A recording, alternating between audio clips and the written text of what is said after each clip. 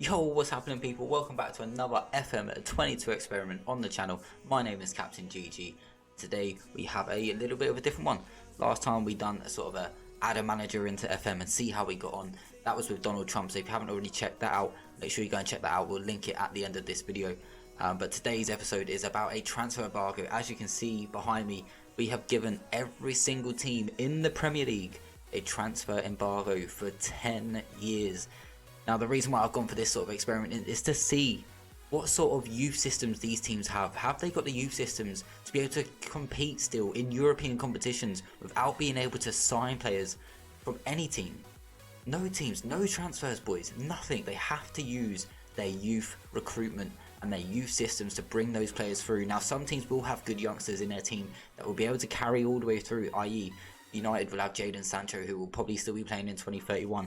Liverpool will have Trent Alexander-Arnold. City will still have Phil Foden. But they will need to bring through younger players and breed them into the team. Who will be able to dominate England? And can any English teams be winning European trophies in 10 years' time? Let's go and find out.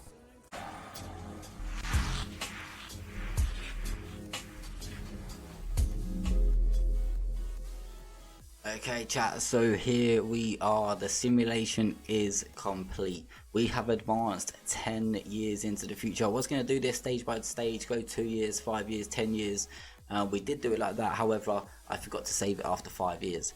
So we're going to go jump straight in 10 years into the future. We're just going to smash it all out in one video. Let's get it. So starting off then, the very first season, as we can see in front of us, Liverpool champions of the Premier League, Manchester City coming up in second, United in third, Chelsea in fourth.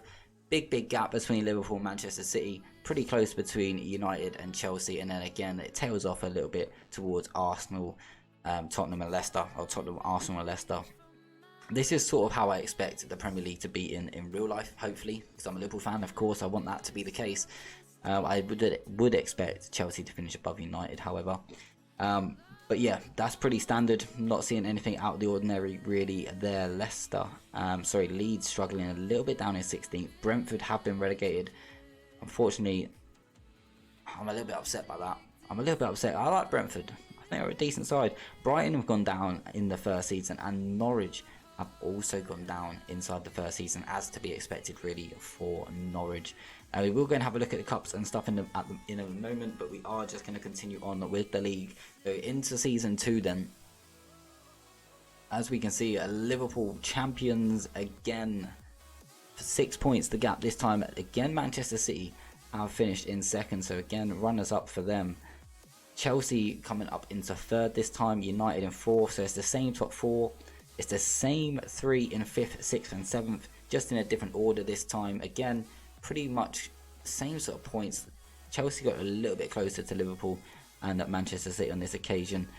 We can see Leeds, they struggled last season and they've been relegated this season. Southampton also going down, as well as Crystal Palace as well. Some big teams there. Didn't expect Southampton to be relegated inside 2 seasons, if I'm being honest. Bournemouth have come up alongside Sheffield United and Watford. Get in the comments now, let me know who you think will be the first ones to win the Premier League out of those 3. Surely it's got to be one of the first teams up here. They can all make transfers, those 3 teams. They've got to be. I'm gonna go for Watford. I think Watford, they finished 12th. Let's have a look, chat. Let's have a look. Going into the next season then. Here we go. So Manchester City have broke the mould after 2 back-to-back seasons for Liverpool. The reigning champions knocked off their perch. Manchester City have swept them aside, a big 10-point gap over Chelsea and Liverpool, who are second and third respectively. 4th place goes to Manchester United, and again it's the same top 4. We do have a slight difference in the Europa League spots. So in 5th we have Tottenham, 6th Leicester again being very solid, and 7th this time it goes to Aston Villa, just about clinching Arsenal to that spot by a solitary goal. However, Arsenal are going to be in the Europa League, with Villa being in the Conference League. To finish in 8th and still be in the Europa League, I'm assuming Arsenal might have had some European glory. Wow. That's a shock, chat. If you've seen that at the bottom of the table, West Ham relegated 18th place, and West Ham are gone, and again by a solid goal. Bournemouth just about staying in the league. West Ham relegated alongside Sheffield United and Newcastle, who literally got peppered. Just 24 points for them. Big to see Newcastle get relegated. The money can't help them now, chat. The money cannot help them. Let's move on to the next season then. Can Manchester City retain their title? And indeed they can. 2 now for Liverpool, 2 now for City. Liverpool do get back up into second, but again it's a 10-point gap. It's another big gap. Arsenal get into the top 4 for the first time. They finish in 3rd. United in 4th. Chelsea have slipped out of the top 4 into 5th, with Leicester again being very, very consistent up there in 6th. Tottenham have again got into the Europa Conference League. Maybe they've won some silverware somewhere along the line. West Brom, Norwich and Derby to be relegated, and again, I mean, they're teams we sort of expect to be relegated in this sort of table. West Brom came up, got relegated straight back down, so with Derby. Norwich couldn't manage more than 2 seasons in the Premier League back to back, pretty much like real life. Everything else, Bournemouth had the best season out of all of the Championship teams currently in the division. Fulham down there in 13th. My prediction to be the first team to really kick on was Watford. However, that doesn't look to be the case. We're going to jump ahead and get another season under the belt then, into the 5th season, and Manchester City have won it again for the 3rd time. 3 wins on the trot now for Manchester City, 4 points to gap over Chelsea. Leicester in 3rd, so they've broken into the top 4 for the first time. Liverpool are in 4th. United in 5th, with Arsenal just behind them. Wolves managed to get up into 7th, however they will not play European football, as it looks like Sheffield United may have won either the FA Cup or the Carabao Cup for them to be able to get into Europe. So they finished 14th in the Premier League, but they will be in Europe the following season. And again, it looks like Newcastle got promoted again, but relegated straight back down. Brighton have come back up into the Premier League, but relegated again. And Burnley, I think, have been relegated for the first time in this save. Southampton staying up, and Watford not far away from relegation as well. Starting to turn, chat. We're starting to see a couple of teams, but all the big ones are still staying the same. Still staying the same, chat. Let's get into the second half of the 5 seasons. And into the 6th season, chat. It's a big one. Manchester City have their 4th title in a row, and they've won it in style. 99 points. What a huge total. A point off 100. They could have had triple digits again. Fortunately for everyone else, they didn't. Arsenal have managed to get up into 2nd with 86 points, a respectable total that. Chelsea and Liverpool rounding out the top 4. Leicester again staying up there in contention. They're in 5th. United have dropped down into 6th. Tottenham in 7th, but no European football for them. West Brom. Well, there you go, chat. West Brom finishing 10th and will get Europa League football. That means they've won the FA Cup, or the Carabao, I guess. Watford have been relegated alongside Bristol City and Southampton. Nottingham Forest are in the Premier League now as well. Brentford still sticking around up here. Leeds doing a little bit better. Fulham up in 9th. Things are starting to get a little bit spicy. Now we are 6 seasons in. Let's go on to the 7th. And the 7th season. Oh, Jesus. It's just the same. It's just the same, chat. Manchester City are just absolutely dominating now. Absolute domination. I think this is 5 league titles in a row. Arsenal 2nd again. Liverpool 3rd. And huge Bournemouth Champions League football by finishing 4th in the Premier League. A point above Tottenham, who finishing 5th. United and Chelsea are slipping. United finished 6th last season, but Chelsea were in the Champions League last season. They're going to be in the Europa Conference League now, as they finish in 7th. Fulham still doing okay. We've seen Derby come back up to the Premier League and do okay. West Brom done okay considering they were in Europe in this season as well, so that's 10th for them. Nottingham Forest, Brentford are getting back into the Championship, and Sheffield United again, they're also relegated, but look how close this is. You've got to remember, guys, these teams that have come up from the Championship, i.e. Bournemouth, can start buying players. Can Bournemouth really kick on now? They're a Champions League side. Can they go and get some good players from abroad, or even from these other Premier League teams? Can they do it? Can they go and get players off Chelsea if they start falling out of this? Let's get on to the next season, see what happens. And there's change, chat. There's change at the top. Manchester United have finished 1st and won their 1st title after 6 seasons, I believe it was, that Manchester City dominated for. Manchester United have finally got back on top with a poor total to be true to win the title with 81 points. Pretty poor. Arsenal again finishing in second, City third, Liverpool fourth. Liverpool and City have been literally predominant in the top four pretty much every season. Bournemouth is still up there, they're in fifth this season. Tottenham are there, Fulham get up into seventh, Derby and West Brom finishing above Chelsea. However, Chelsea will get Europa League football, so they must have won something. Southampton, Brighton and Wolves getting relegated. Brighton have definitely been that yo-yo team, bouncing up and down from the Championship pretty much every season. It's going to be interesting to see who won these trophies and what happened in Europe. We will get onto that as we finish out and round out the Premier League. Again, it's another win. We follow on to another season. United have done it again. Arsenal in second again. They're getting a lot of runners up by 4 goals as well. Arsenal just can't clinch it out.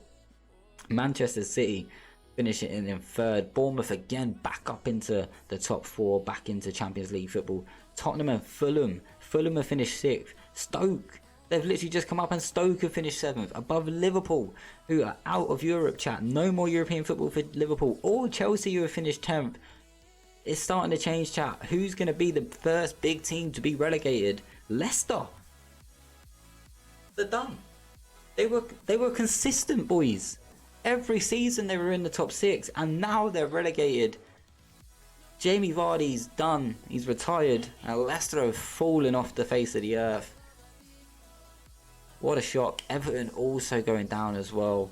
Let's jump into the final season then. Manchester United winning it for the 3rd time in a row, 88 points. And again, Arsenal finishing in 2nd place for what I feel like 5th time in a row. Arsenal have finished in 2nd place. West Brom, Champions League football above Manchester City. Bournemouth will be in Europa League. Fulham in the Europa League again. Derby are going to be in the Europa Conference League again. No Champions League football for Liverpool or European football for Liverpool. Chelsea 9 points away from relegation, chat. If some of these teams weren't so poor, I think Chelsea could have gone down. Wow, 9 points off relegation. Brentford, Swansea and Birmingham are the ones to get relegated. Wow, so let's just have a look at it then. Past winners for the Premier League. As we can see, we started off with 2 wins back-to-back for Liverpool. Man City finishing back-to-back runners up. And then they went on a 5-season win streak. Boom. A couple of second places for Chelsea, 1 for Liverpool. Arsenal then went on a 5-season second place run. That was broke up with Manchester United winning 3 of those, so they just couldn't get above the Manchester clubs just there. But what a start to the experiment. We're going to move on to the FA Cups and the Carabao Cup, and then have a look at the European competitions, chat. Let's get it. Okay, so chat, you can see it in front of you, the FA Cup results over the last 10 seasons. And what a 10 seasons they have been. Wow. So here we go then, chat. Arsenal have won it there against Southampton. Then they've been beaten in the final by Leicester. Manchester City then won it back to back, with Leicester again being in and amongst the mix. They had that really solid period of always finishing in the top 6 as well. Leicester really did do well. Arsenal then won against Manchester City in the final, so back-to-back titles for City, and then finishing runners up. And then things started to change. West Brom, remember, they had that amazing season. They got into Europe, and that was a big change for them. They beat Tottenham in the final. Arsenal were then there again, winning it again, this time against Bournemouth. Nottingham Forest then beat Manchester City in the final, and Bournemouth have in the last 2 seasons beaten Arsenal in the final. Bournemouth are the team. If we were to go on another 5 years, chat, I generally believe Bournemouth will start to dominate. However, you've got to remember now, the transfer ban is over. The transfer ban is over.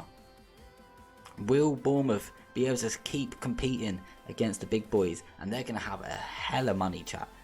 Imagine, they haven't spent money for 10 years. They're going to have so much.